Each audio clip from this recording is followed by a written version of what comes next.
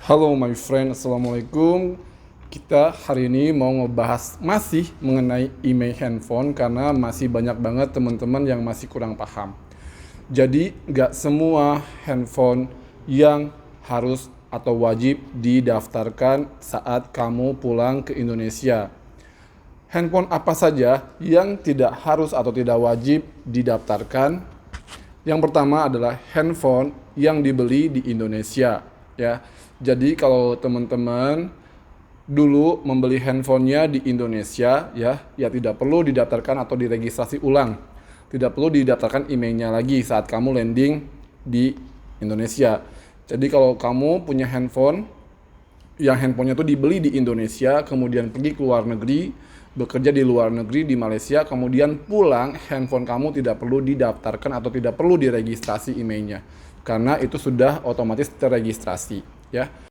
Yang kedua adalah handphone yang kamu beli di luar negeri sebelum tanggal 18 April 2020, kemudian kamu pernah bawa ke Indonesia sebelum tanggal 18 April 2020 dan sudah pernah kamu pakai untuk memakai SIM card Indonesia sebelum tanggal 18 April 2020, itu juga sudah tidak perlu didaftarkan lagi walaupun handphonenya dibeli di luar negeri karena sudah dianggap terdaftar atau sudah diputihkan, ya.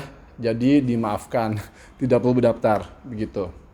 Kemudian yang ketiga, kemudian apabila handphone kamu dibelinya di luar negeri seperti misalkan di Malaysia baru-baru ini, yaitu setelah tanggal 18 April 2020 di Malaysia kamu beli handphone, kemudian kamu pulang ke Indonesia, ke Jakarta, kemudian sebelum kamu sempat pergi ke Bea Cukai, kamu harus melakukan karantina di tempat karantina dan tidak sempat untuk daftar Bea Cukai, tidak masalah karena kamu diberi 3 hari setelah karantina untuk segera mendaftarkan handphonenya di bagian Bea Cukai di airport, ya, di ketibaan internasional.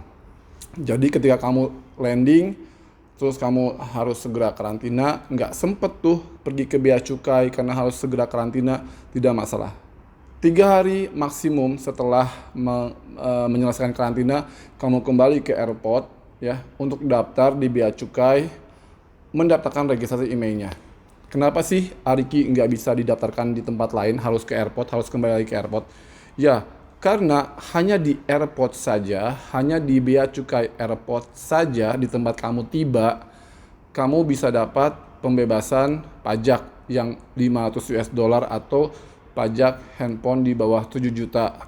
Itu bisa gratis, tidak dipungut pajak ketika kamu daftarnya di Bea Cukai airport ketibaan pertama kali kamu tiba di Indonesia begitu. Kalau di tempat lain, walaupun sebelum 3 hari, kamu akan tetap dikenakan bayar pajak walaupun handphone kamu di bawah 7 juta harganya. Jadi paham ya, bisa dibedakan.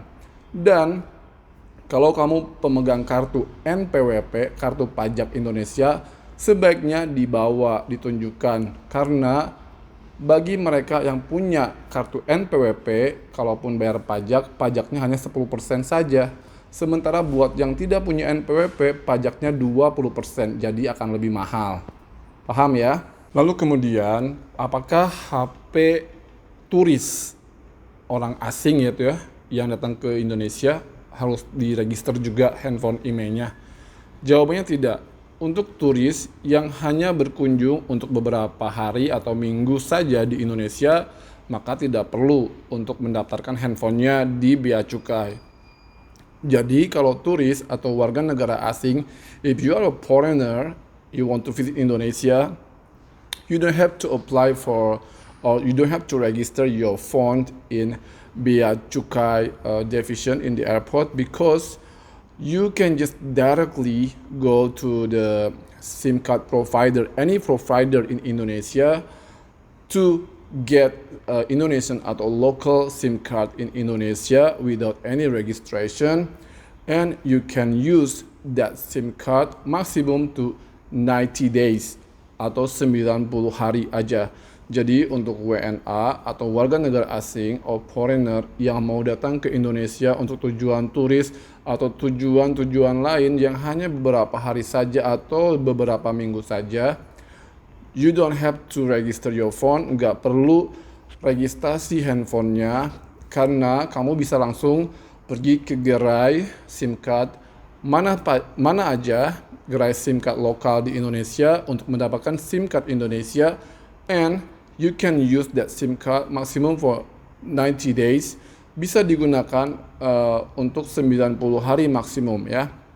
Jadi kalau buat turis-turis nih yang mau berkunjung ke Indonesia lebih dari 90 hari, ya itu berarti harus registrasi SIM card emailnya. Tapi kalau mau berkunjung ke Indonesia less than 90 days, kurang dari 90 hari, maka tidak perlu, karena kamu bisa pakai SIM card Indonesia untuk 90 hari. Selepasnya ya pakai WiFi aja, begitu ya. Nah, sekarang kita ngomongin cara mendaftar email handphone.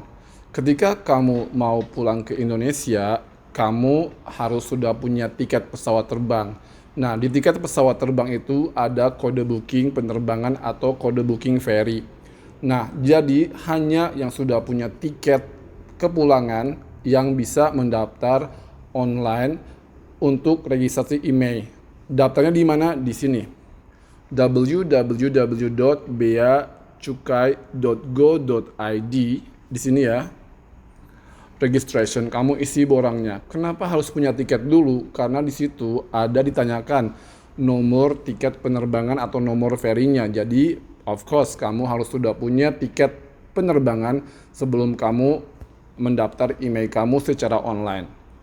Kalau tidak bisa online, kamu juga bisa mendaftar, meminta formulirnya di Departemen Bea Cukai di airport saat kamu tiba di sana, begitu ya.